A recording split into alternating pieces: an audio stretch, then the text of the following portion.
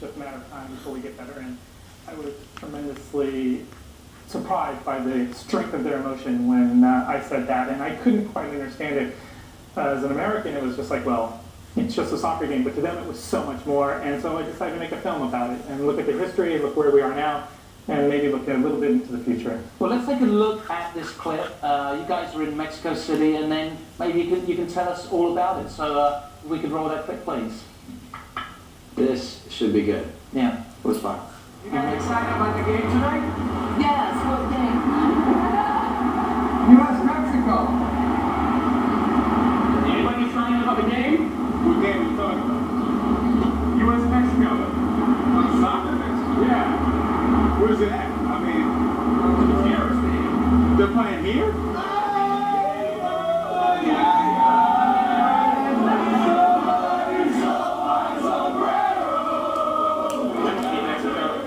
Like to beat them 2-0 every time we play them. It is a non-nationalistic, non-xenophobic expression of United States of America! That's the one thing that we've kind of been ahead of in the U.S. Every other sport, they're better than us. For the longest time, we always dominated the U.S. all through the 60s, 70s, 80s, most of the 90s, and all of a sudden, the team that we always beat, it's all of a sudden beating nuts. We're on the other end of the stick, so, that's why that's the one thing we had on the U.S., and it doesn't seem like we have that anymore.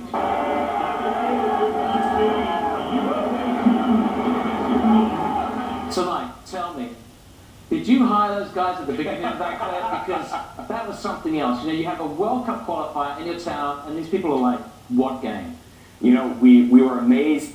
We knew we weren't going to expect, overflowing clouds in Columbus in February. Actually, the weather wasn't all that bad for what it could have been, right? I think it was like the 40s. That was the plan. It was supposed to be freezing. Yeah, and it wasn't. But it was amazing.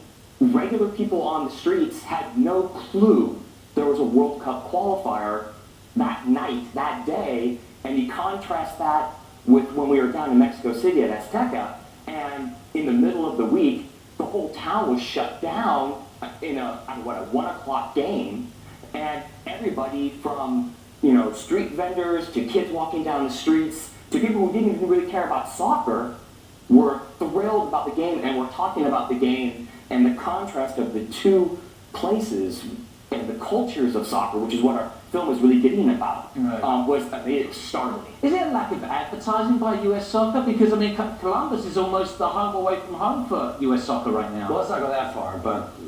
Well, that's where they're playing the big friendlies, the big internationals against Mexico. The big rivalries, yeah. To an extent, yes. And a lot of it's mainstream media not advertising and getting behind the sport and showing it.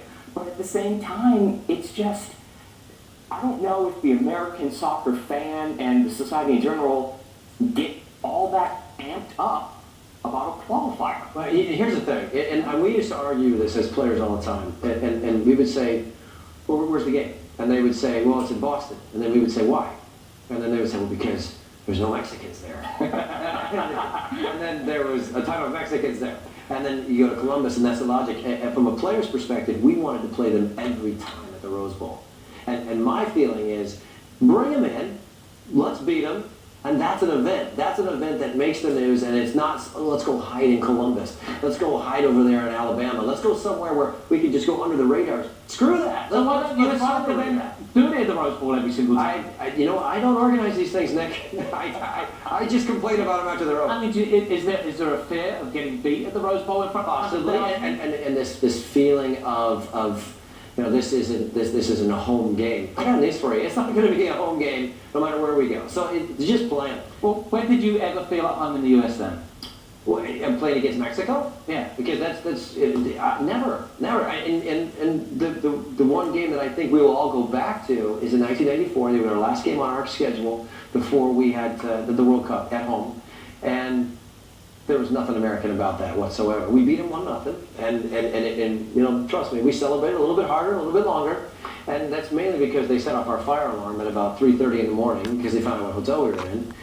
But there is a rivalry there that I want you to expound on the other part of it. That this is a heck of a lot more than just a game or just two countries that are playing a game. This is something that guy with the painted face touched on a little bit. He said, "Man, this was our one thing." And they took that away from us. It's a culture. It's a feeling that as a Mexican, as a proud Mexican. With a really strong American accent. Was that strange? No, I mean, that's actually very common. I mean, a lot of the Mexican fans in the stand, they may wear green, but they may have been born in the United States. There's a big upswelling of pride for Mexico that that immigrants from Mexico have for their national team.